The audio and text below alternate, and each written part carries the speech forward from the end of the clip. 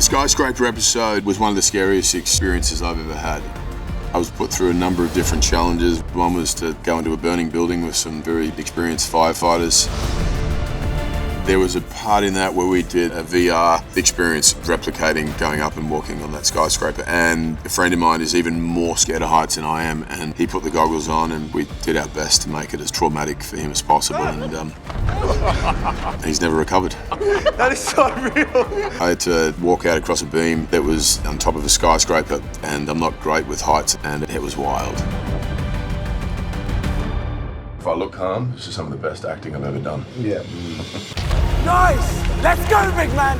Let's go! The shock episode was the first episode we shot, and we went to Norway. I had my brothers there and a bunch of mates, and it was just such a beautiful, stunning place. The most memorable part of it for me was doing the actual swim. It was about 150 meters, I think, and I was in the water for 3-4 minutes, and it was 2 degrees Celsius, and that is imprinted on my body, mind, soul, all of it. And what I still do today is I do a lot of ice baths, cold water therapy, heat therapy, because the benefits there are incredible. There's a theory that dialing down our reactions to the cold could cut the risks of deadly disease in old age. Let's do it.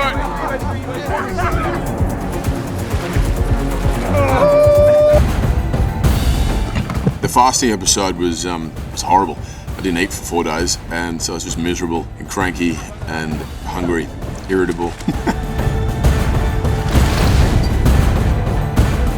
Yeah, that wasn't the funnest thing I've ever done. But apparently it was good for me. Apparently. The strength episode, we had a number of attempts at it. I had an injury one time, and then a scheduling conflict another time. By the time we finally shot it, there had been so much build-up and a lot of anxiety and nerves, and I was just so thankful to have completed it and actually have completed the climb. I was having, nightmares about it, thinking I wasn't going to make it and the show was going to be a waste of time, and I did it. In order to help protect his memories, I want Chris to take a break from his normal life and go off the grid in the wilderness and navigate his way through the outback using only his brain. The memory episode was beautiful.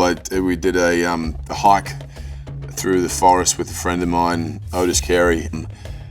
It kind of took both of us back to our childhood. There was something very nostalgic and beautiful about that whole experience. As I look out at how far Otis and I have come, the beauty of this landscape, I think about what the elder said to us before we set off. Listen with your own ears and see with your own eyes. The aging suit makes me feel pretty nervous about the future. Deterioration of physical capabilities, not being able to play with my grandkids, not being able to surf, not being able to be active, all the things I love to do could be incredibly challenging, but also scary, I'm sure.